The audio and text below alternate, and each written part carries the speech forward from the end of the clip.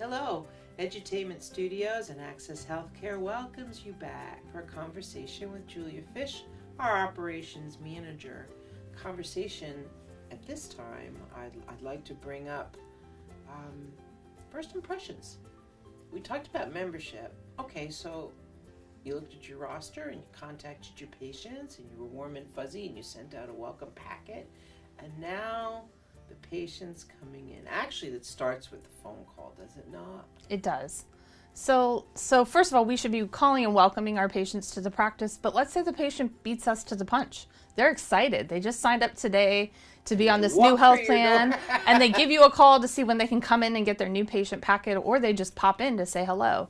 So we want to make sure that we're taking a walk around our waiting rooms every morning, that everything's looking neat and tidy, maybe even again after lunch. We want them to have a great first impression when they come in that door. You have only one chance to make a first impression. Exactly. So everything needs to be tidy. It needs to be clean. You know, we have a lot of notices we put up to let patients know how to do business with us.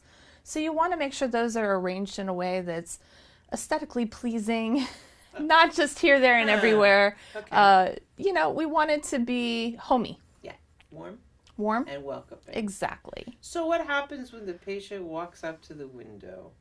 Well, we better hope that person's not having a bad day. We actually need that front desk person.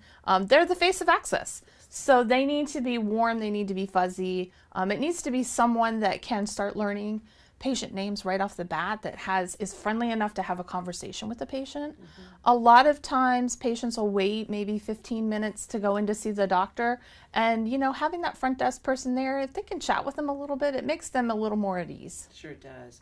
Having a little actually it's more of a relationship than anything else. This patient engagement that you hear so much about starts right there on the phone and at the front desk.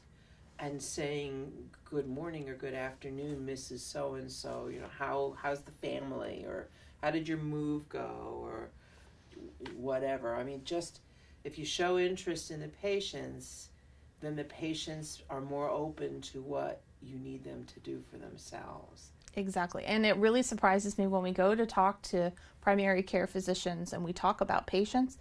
They know almost every single patient by name, and they can remember, oh, that's Mrs. So-and-so. I remember this. We need that to be across the whole office. And even if it's just you're making notes in the EMR so that the whole team knows, especially major life changes, if their spouse has died or they've just moved or something like that, then the whole way through the experience, once the patient actually gets into the office, they need to be greeted by name. That little bit of conversation, it really eases them. And it makes it easier for us to do our job with quality measures and to get the patient to be compliant. Sure does. So, and there's other little things that I think that our staff, first I think, and this is something that I teach when I get a chance to teach, and that is your provider's only as good as you are. The provider's seeing the patient, yes, and the provider's providing the care and making all of the clinical decisions. But all of the support work that the office staff does is what makes the physician successful with the patients. And operations, is this something that you teach when you go? I know you go to the offices, and I know you look around, and I know through the lunch and learn, sometimes you do telephone etiquette, sometimes you do customer service.